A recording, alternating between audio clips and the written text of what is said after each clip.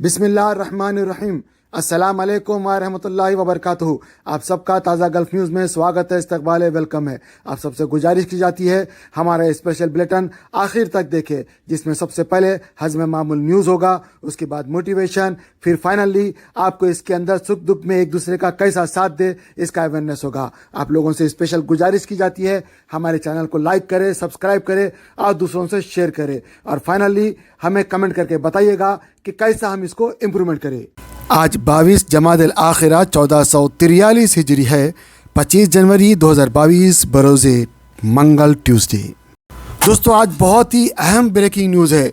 वो लोग जिनका मल्टीपल वीज़ा यानी 3 महीने का वीज़ा होता था, या जिनका वीज़ा सादा वीज़ा होता था यानी महीनावार, तो ऐसे लोगों को उन्हीं के वीज़े के मुताबिक रिन्यू होता था।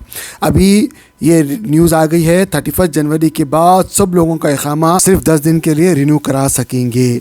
ये सभी लोगों के लिए जो सऊदी अरब में रहते हैं, लेकिन वो लोग जो सऊदी अरब के बाहर है, जैसे इंडिया में, पाकिस्तान में, या वो जगह पे जहाँ पे बैन कंट्री है, उन लोगों के लिए 31 मार्च 2022 तक ख़ुद का निज़ाम के तहत ऑटोमेटिक रिन्यू हो गया है, या ऐसा बल्कि न्यूज़ में आया हुआ है। तो वो लोग जो इंडिया पाकिस्तान में हैं, अगर वो ये कोरोना के चलते हुए नहीं आ सक रहे हैं तो उनके लिए कोई मसला नहीं है। 31 मार्च तक अब उनका ख़ुद का निज़ाम के तहत automatic free of cost renew हो गया है। लेकिन जो लोग सऊदी अरब के अंदर है, जिनका इकामा नहीं है, लेकिन उनके पास विज़िट वीज़ा है, या ऐसा कोई वीज़ा है जिसको हर महीना या मल्टीपल है तो हर 3 महीने में मरतबा रिन्यू कराना पड़ता था, अभी उन लोगों को सिर्फ 10 दिन ही रिन्यू कराना पड़ेगा सऊदी अरब के अंदर। दोस्तों, आपको याद होगा जब मेरे वालदा साहबा मेरे साथ रहा करते थे तो मैं जवाजा जाता था, और वहाँ से मैं आप लोगों को अच्छी मालूमात देता था, जिससे कई लोगों को फ़ायदा हुआ, और जो लंबे ख़र्चे होते थे वो लंबे ख़र्चों से लोग बच जाते थे, क्योंकि जेन्युइन पार्टी से काम हुआ करता था। अभी हमारे वालदा मजदा मेरे पास नहीं है, लेकिन अभी ये जो न्यूज़ है ये मैं आपके सामने लगा रहा हूँ। उम्मीद करता हूँ इंशाअल्लाह इस न्यूज़ से आपको ज़रूर फ़ायदा होगा। फिर भी अगर आपको कुछ कहना है, पूछना है, तो कमेंट करके बताइएगा। दोस्तों, जैसा कि आपको पता है 1 फरवरी से स्ट्रिक्ट चेकिंग होगी। अगर आपका तवक्कलना स्टेटस फुली इम्यूनाइज्ड नहीं है तो आप घर के बाहर नहीं निकल सकते। आपका बूस्टर डोज लेना बहुत ज़रूरी है। अगर आप पहला बूस्टर डोज ले लेते, यानी दूसरा डोज लेने के 3 महीने के बाद आपका पहला बूस्टर डोज एलिजिबल हो जाता है, वो आपको किसी भी हाल में ले लेना है। 1 फरवरी के बाद आप कहीं भी, यानी 31 जनवरी के बाद 1 फरवरी में आप कहीं भी नहीं जा सकते। 1 फरवरी में अगर आप कहीं ट्रैवल भी कर रहे हैं सऊदी अरब के अंदर, सऊदी अरब के बाहर, तो बूस्टर डोज होना कंपलसरी है। और जो रूल्स है और 1 फरवरी से पहले क्या रूल्स आएंगे वो भी आपके लिए जानना बहुत ज़रूरी है। वो उसी वक्त आएंगे इंशाल्लाह, जब आएंगे तो मैं आपके सामने रख दूंगा। लेकिन फ़िलहाल जो इन्फॉर्मेशन आई हुई है दोस्तों, वो ये है कि 1 फरवरी से कोई भी आदमी अगर बूस्टर डोज नहीं लिया और उसका फुल इम्यूनाइज नहीं है तो वो सिवाय हॉस्पिटल के कहीं भी बाहर नहीं जा सकता, ना काम पे, ना माल में, ना शादी ब्याह में, ना दावत में, ना इधर ना उधर, कहीं भी नहीं जा सकता। जो भी लोग काम पे जा रहे हैं, पढ़ाई लिखाई के लिए जा रहे हैं, किधर भी जा रहे हैं, मक्का मदीना जा रहे हैं, किधर भी जाओ, आपके लिए बूस्टर डोज लेना 1 फरवरी की तारीख से पहले ले लेना बहुत ज़रूरी है। अगर आपने नहीं लिया तो तवक्कलना ऐप या सेहती ऐप के ज़रिए से परमिशन ले ले। सेहती ऐप में ये सहूलत दी गई है कि आप अपने पसंद का टाइम और तारीख़ और डेट और वक्त सेलेक्ट करके आप अपने पसंद के हॉस्पिटल में जा सकते हैं। ये मत देखें कि भाई फाइज़र मिल रही, मेडोना मिल रहा, क्या मिल रहा, भाई जो मिल रहा है पे लो, अल्लाह का नाम लेके आपको क्या करना है। जब ऊपर वाले पे भरोसा करके लेंगे तो इंशाल्लाह आपको किसी भी किस्म की कोई तकलीफ़ नहीं होगी। हाँ दोस्तों, इसमें क्या है, जब आप बूस्टर डोज लेते हैं तो थोड़ी सी तकलीफ़ ज़रूर होती है। फाइज़र में सब लोग पसंद इसलिए करते हैं, उसमें तकलीफ़ नहीं होती है। ये और बात है कि मेडोना, जैसे मैंने लिया मेडोना तो मुझे वाकई तकलीफ़ हुई है, लेकिन तकलीफ़ का मतलब ये नहीं है कि भाई आप कोई ख़त्म नहीं हो जा रही। कोई किसी को अगर कोरोना हो भी गया तो उसको कोरोना से कोई भी आदमी नहीं मरता, लेकिन डोज नहीं लिया तो ये कोई गारंटी नहीं है कि उन्हें बच जाए। तो इसलिए डोज लेना बहुत ज़रूरी। डोज बिना लिए कि आप नहीं फिर सकते, नहीं घूम सकते। और डोज लेने से फ़ायदा ये है कि आपका फुल इम्यूनाइज हो जाएगा, इंशाल्लाह आपको कोरोना से कोई नुकसान नहीं होगा। और اگر ہو بھی گیا خدا نخواستہ تو کوئی پریشانی کی بات نہیں ہے آپ کو، کیونکہ آپ نے دونوں ڈوز لینے کے بعد یہ سپر ڈوز لیا ہوا ہے، اس کا نقصان نہیں ہوگا۔ لیکن دوستو خصوصی گزارش ہے، اگر آپ پڑھنے جا رہے ہیں، کام کرنے جا رہے ہیں، کدھر بھی جا رہے ہیں تو 1 فروری کا انتظار مت کرے، جو آ رہا بسم اللہ بول کے لے لے اور اللہ پہ بھروسہ کر کے لے لے، انشاءاللہ آپ کو کوئی نقصان نہیں ہوگا، لینا آپ کو ضروری ہے۔ دوستو ایک بہت اہم انفارمیشن آپ سے شیئر کرنی تھی، مجھے ایک دوست نے بتایا اور دعا کی درخواست بھی کی ہے۔ ایک پاکستانی فیملی جو جدہ میں رہتی ہے سرائے عالمگیر پاکستان گئی، بیوی اور ان کے 4 بچے، ہمارے دوست کے بیوی اور ان کے 4 بچے سرائے عالمگیر پاکستان گئے۔ جیسے ہی ایئرپورٹ پہنچے وہاں سے پتہ نہیں ان کے گھر کو جا رہے تھے، کہاں کدھر ہے معلوم نہیں، اچانک فیملی غائب ہو گئی، اور جیسے ہی ان کے شوہر کو معلوم ہوتا فوراً وہ بھی پاکستان پہنچ جاتے ہیں۔ ابھی تک ان کا کوئی انفارمیشن نہیں ملا، اور وہاں کے چیف منسٹر نے بھی اس معاملے کو گمبھیرتا سے لیتے ہوئے وہاں پہ چھان بین کرنے کا جو حکم دیا ہوا ہے۔ دوستو آپ سب سے پہلے تو خصوصی گزارش ہے کہ آپ دعا کریں ہمارے دوست کی، اللہ تعالیٰ ان کی فیملی کو جلد سے جلد خیر عافیت سے ان کے گھر کو پہنچا دے اور سب کو صحیح سلامت رکھے، اور ہر قسم کے مشکل اور مصیبتوں سے محفوظ رکھے، اور عزت آبرو عافیت کے ساتھ خیر عافیت کے ساتھ ان کی پوری فیملی کو دوبارہ جدہ لے کے آئے، اور ایمان کے ساتھ اور جو ہے ہدایت کے ساتھ خیر عافیت کے ساتھ رکھے، آمین۔ آپ لوگوں سے بھی دعاؤں کی درخواست ہے۔ دوستو حیدرآباد سے ایک بریکنگ نیوز آ رہی ہے، ایک اظہر الدین نام کا آدمی جس کو کینسر تھا، 25 سال کا نوجوان تھا، کینسر سے پریشان تھا۔ ظاہر بات ہے بھائی کینسر کے اندر انسان کو بہت تکلیف ہوتی ہے، بہت تکلیف میں زندگی گزارنا پڑتا ہے، اور وہ بیچارہ جو ہے ایسی زندگی سے جو ہے اذیت ناک سمجھا اور اس کو اپنے ہاتھ سے اپنا گلا کاٹ لیا اور خودکشی کر کے مر گیا۔ بیچارہ افسوس ہو رہا ہے دوستو۔ افسوس کی بات یہ ہے کہ لوگوں کو معلومات ہی نہیں ہے کہ بھائی خودکشی کرنا کسی بھی دھرم میں جائز نہیں ہے، خودکشی کرنا بہت بڑا گناہ ہے۔ خاص طور سے دوستو اسلام کے اندر جو بھی آدمی خودکشی کرتا ہے وہ ایسا مانا جاتا ہے کہ بھائی وہ جہنم میں چلا جائے گا، اور اس کو جیسا اپنے آپ کو مار کے مرا ہے ویسے ہی ادھر وہ مارتے رہے گا۔ دوستو اللہ تعالیٰ نے آپ کو ایک جیون دیا ہوا ہے، ایک زندگی دیا ہوا ہے، اس زندگی کو بچانے کے لیے اگر آپ جیسا ایک نجس خنزیر ہے، سور ہے، اس کا گوشت کا تھوڑا سا اگر گوشت بھی کھا کے آپ کو جان بچانی پڑے تو بچانا ہے اتنا ہی جس سے آپ کی جان بچے۔ اتنا جان بچانے کے لیے اتنی امپورٹنسی ہے دوستو۔ یہاں پہ آدمی جو ہے صبر کر لیتا، برداشت کر لیتا، تکلیفوں کو جھیل لیتا تو بہت بڑا ثواب ہوتا، لیکن اس نے ایسا نہیں کیا، اپنی زندگی کو ہار دیا۔ اب کیا فائدہ ہوا اس کو، آپ بتاؤ کیا ملے گا اس کو؟ ایسا اویئرنیس لوگوں کو دیتے رہنا چاہیے، بتاتے رہنا چاہیے، ہر دم ہر وقت لوگوں کو موٹیویٹ کرنا چاہیے۔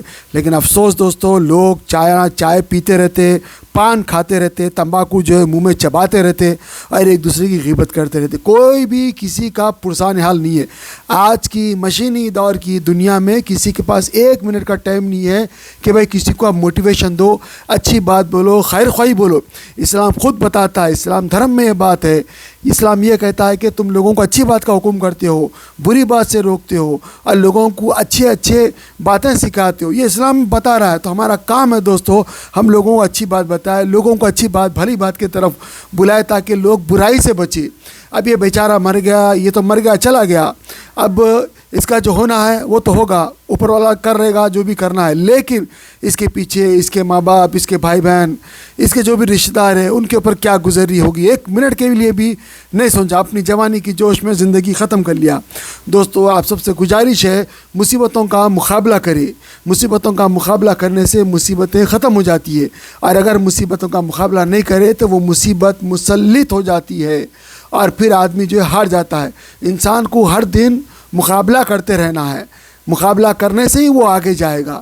یاد رہے آپ ماں کے پیٹ میں ہزاروں ملینوں جراثیم میں سے آپ ایک تھے، آپ آئے ان سے مقابلہ کر کے۔ اب دنیا کے پیٹ میں آپ کے پاس کون ہے مقابلہ کرنے کے لیے؟ کوئی بھی نہیں ہے۔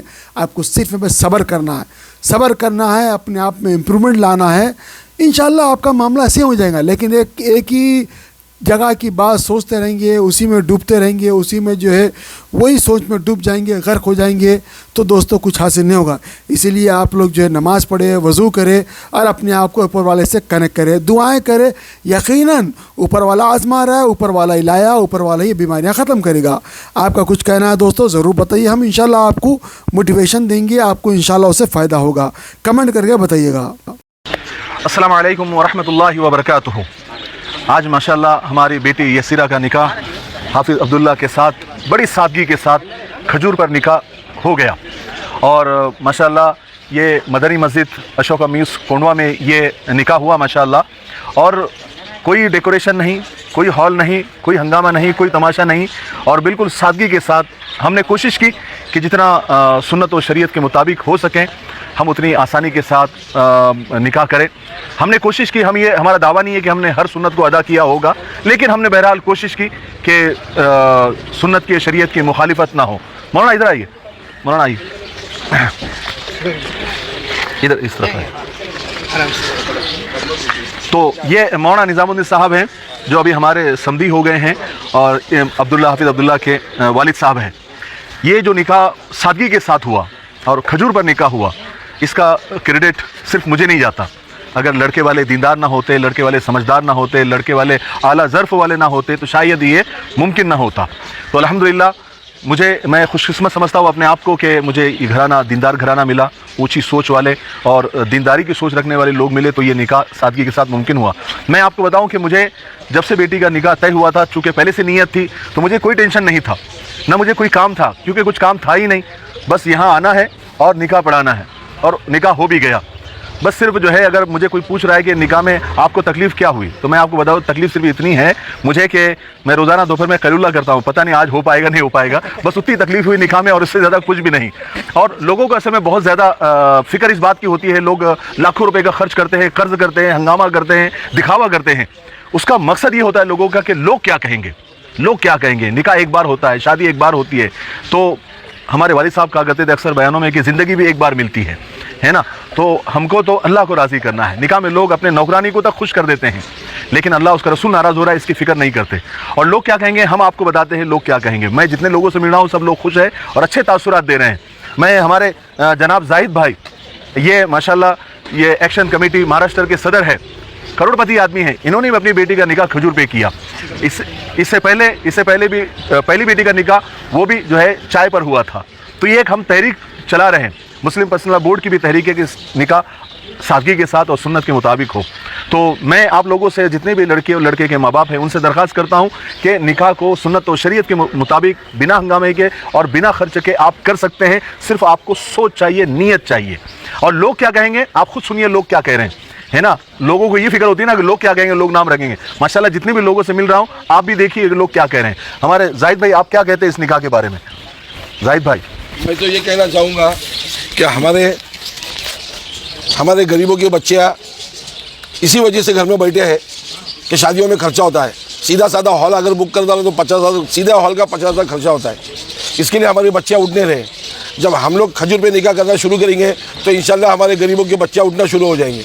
और all India Muslim personal law board की हिदायत भी आई है कि निकाह को आसान करो, इस मुहिम को पुणे में चलाओ और निकाह को आसान करो। बस ये शुरुआत हमने की है। अभी आप सबसे गुजारिश है कि जितने भी निकाह होते जाएंगे इंशाल्लाह कोशिश करो कि निकाह खजूर पे किया जाए। मौलाना निज़ामुद्दीन साहब, आप दो जुमले कहें। जज़ाकल्लाहु खैरन फ़िहा। अल्हम्दुलिल्लाह मौलाना ने हिम्मत की, मौलाना अब्दुल रशीद साहब मिफ्ताही साहब ने भी और हमने भी हिम्मत की। अल्लाह पाक ने उसके अंदर खैर और बरकत डाली है और बड़े आसानी के साथ में ये निकाह हुआ है। अल्लाह पाक जो है तो इनके निकाह को सलामती के साथ में कायम और दायम फरमाए और मौलाना को भी जज़ाए खैर अता फरमाए। और अल्लाह रब्बुल इज़्ज़त जो है तो हमारे आखिरत दुनिया सवार देने के फैसले फरमाए। और अब्दुल समद साहब, दो जुमले कहें आप। माशाल्लाह ये जो निकाह हुआ है और इससे पहले भी जो मौलाना अपने जाहिद भाई ने जो निकाह करने की कोशिश की सादगी के साथ, मैं इसको बहुत अच्छी पहल मानता हूँ। और मैं उम्मीद करता हूँ कि हमारे नौजवान और हमारा जो तबका है, ये उम्मत है, इस काम को यानी आसान निकाह को एक मिशन के तौर पर लेंगे। जब तक हम किसी काम को एक मिशन और तहरीक के तौर पर नहीं लेते, तब तक ये काम बहुत आसान हो जाना मुश्किल हो जाता है। अल्लाह ताला इनके इस काम को कबूल फरमाए। मौलाना मंसूर साहब, आप इस निकाह के बारे में क्या कहेंगे? अल्हम्दुलिल्लाह, अल्लाह की तौफीक से ये जो निकाह हुआ है بہت ہی سادگی کے ساتھ. اس سے پہلے زاہد بھائی نے پہل کی ہے اور مولانا کا بھی ہمیں پہلے سے ہی جو تھے ہماری آپ سے گفتگو میں بات ہوتی تھی کہ نکاح میں سادگی سے کروں گا. اللہ تبارک و تعالیٰ ان کی اس نیت کو قبول فرمائے اور امت کے لیے ہدایت کا ذریعہ بنائے. آمین. Online Quran Learning Academy. Amid the closure of all schools, madrasas and Arabic tuitions due to COVID-19 pandemic across the country, here is a great opportunity for all the children, students, men, women, IT professionals, lawyers, engineers to learn and understand the Quran and keen concepts of Islam. Organized by Hafiz Qari Muhammad Raza Fazil, Jami Nizamiya. Courses offered: Hifz Quran, Tajweed, Nurani Qaida, Urdu language, daily prayers and hadith, basic beliefs and issues, funeral prayer and weekly spiritual gatherings. Hurry up! Limited seats available on the basis of first come first serve. For contact details, queries and registration, contact me. For registration, fill out the Google forms or visit our website. Do not miss this chance, as it can revolutionize your children's Islamic knowledge and discipline too. يا أيها الذين آمنوا هل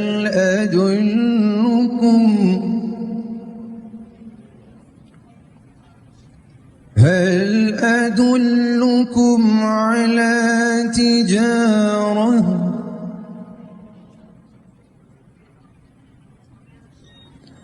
على تجارة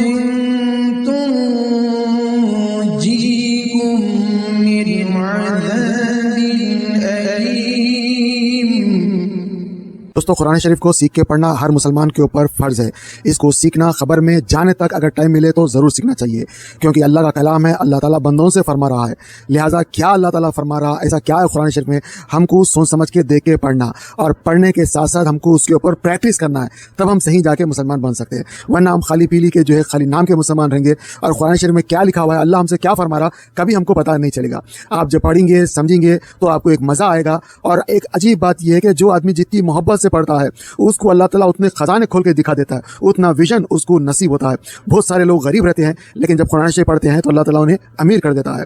بہت سارے لوگ پریشان ہوتے ہیں، قرآن شریف جب پڑھتے ہیں تو اللہ ان کی پریشانیاں دور کر دیتا ہے. بہت سارے لوگوں کا عذاب قرآن شریف پڑھنے کی وجہ سے ختم ہوتا ہے. آپ لوگوں سے گزارش کی جاتی ہے یہاں پہ جو دکھائے گئے نمبرز کے اوپر ان کو کانٹیکٹ کریں، چاہے آپ انڈیا میں ہو یا پاکستان میں ہو یا سعودی میں ہو یا UK میں ہو یا USA میں ہو یا گلف میں کہیں بھی ہو، کسی دنیا کے کسی بھی خطے میں ہو.